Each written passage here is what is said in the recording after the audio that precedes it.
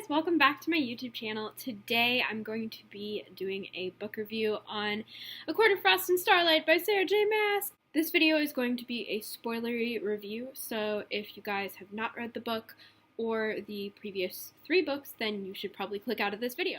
And hi to those of you who have read A Court of Frost and Starlight. I just want to say first of all that this is the 4th book / novella in the A Court of Thorns and Roses series by Sarah J. Maas.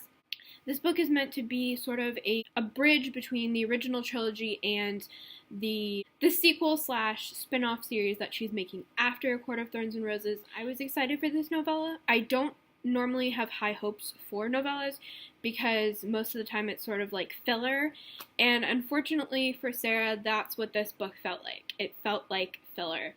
Because really all that was happening is the characters were preparing for the winter solstice, and it was also Feyre's birthday at that time, so it was basically all about them rebuilding Valaris after the war, and then figuring out what in the heck they were going to get each other for solstice.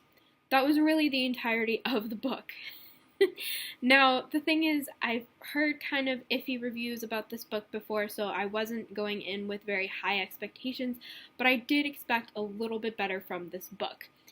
That being said, however, I love Sarah J. Maas dearly, and I would happily read anything that she's written, even if it's her grocery list and it says buy eggs, because it's Sarah J. Maas and she's one of my idols. I was happy that we had a filler book, because I didn't really want Feyre and Rhys's story to end. You know, I'm very attached to these characters. I was just really excited that this was even out, even though it was kind of an novel.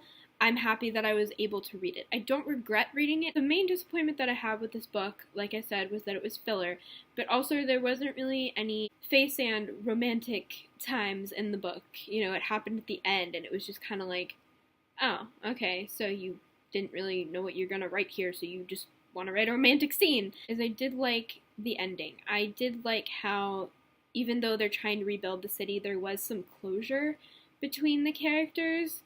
We did experience that. We know that Cassian and Nesta are still going to be able to, still trying to figure things out, and we hope that either Az and Mor or Az and Elaine get together.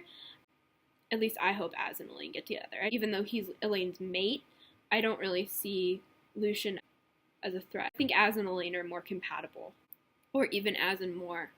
So those are my hopes for the sequel series, that we'll see more Cassian and Nesta and figure out who Elaine's going to be with, and just understand why Nesta is just so angry at the world. I mean, I know she was changed against her will, but you know, there's no reason sometimes for Nesta to just be so mean.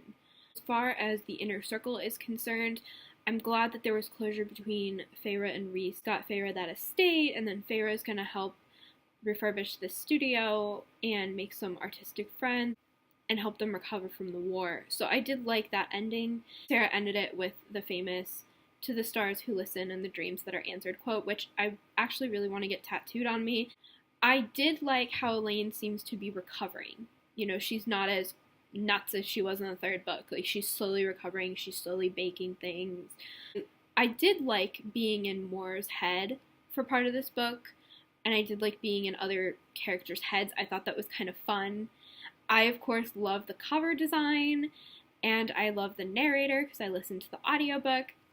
But other than that, that was really it for this book. It was a very short read. I probably would give this book a 3 out of 5 stars. That's it for this short spoilery review of A Court of Frost and Starlight.